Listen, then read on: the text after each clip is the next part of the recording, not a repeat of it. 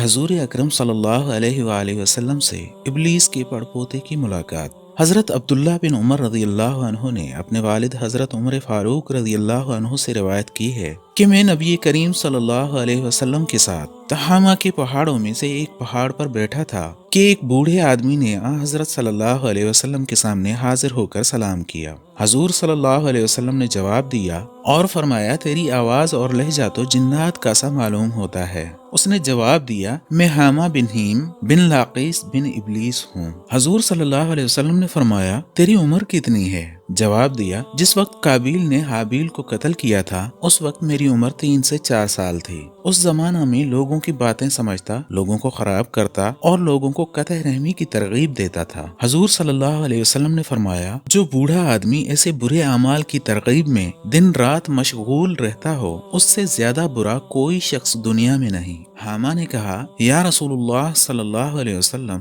مجھے ملامت نہ کیجیے، میں نے ایسے اعمال سے خدا سے توبہ کر لی ہے۔ حضرت نوح علیہ السلام کے زمانے میں مسلمانوں کے ساتھ مسجد میں رہتا تھا۔ حضرت نوح علیہ السلام نے اپنی قوم کے لیے بد دعا کی تھی تو میں نے انہیں بہت احساس دلایا تھا، جس پر وہ خود بھی روئے اور مجھے بھی بری طرح رلایا۔ حضرت نوح علیہ السلام سے میں نے کہا تھا کہ حابیل بن آدم علیہ السلام کے قاتلین کی جماعت کا ایک فرد میں بھی تھا۔ میں اللہ تعالی سے معافی کا خواستگار ہوں، کیا میری توبہ خدا تعالی قبول فرمائے گا؟ حضرت نوح علیہ السلام نے فرمایا کہ اللہ غفور الرحیم ہے، تو اٹھ، وضو کر اور 2 سجدے ادا کر۔ حضرت نوح علیہ السلام کی ہدایت پر میں نے عمل کیا۔ اب اس سجدے میں سے میں نے سر نہیں اٹھایا تھا کہ حضرت نوح علیہ السلام نے مجھ سے فرمایا، سر سجدے سے اٹھا، تیری توبہ قبول ہو گئی۔ میں 1 سال تک سجدے میں پڑا رہا۔ اور جو لوگ حضرت ہود علیہ السلام پر ایمان لائے تھے ان کے ساتھ میں ہود علیہ السلام کی مسجد میں رہا۔ حضرت ہود علیہ السلام نے اپنی قوم کے لیے بد دعا کی، میں نے انہیں بہت احساس دلایا، جس پر حضرت ہود علیہ السلام بھی روئے اور مجھے بھی رلایا۔ میں حضرت یعقوب علیہ السلام کی زیارت کو اکثر جایا کرتا تھا۔ میں حضرت یوسف علیہ السلام کے ساتھ مکان امین میں تھا۔ میں الیاس علیہ السلام کے ساتھ جنگلوں میں ملاقات کیا کرتا تھا۔ میں نے حضرت موسیٰ علیہ السلام کو بھی دیکھا ہے، انہوں نے مجھے تورات کی تعلیم دی اور مجھ سے کہا کہ جب تو حضرت عیسیٰ علیہ السلام سے ملاقات کرے تو میرا ان سے سلام کہنا۔ میں نے حضرت موسیٰ علیہ السلام کا سلام حضرت عیسیٰ علیہ السلام کو پہنچایا۔ حضرت عیسیٰ علیہ السلام نے مجھ سے کہا تھا کہ اگر تو محمد الرسول اللہ صلی اللہ علیہ وسلم سے ملاقات کرے تو میرا سلام ان کو پہنچا دینا۔ راوی کا بیان ہے کہ حضور صلی اللہ علیہ وسلم یہ سن کر رو پڑے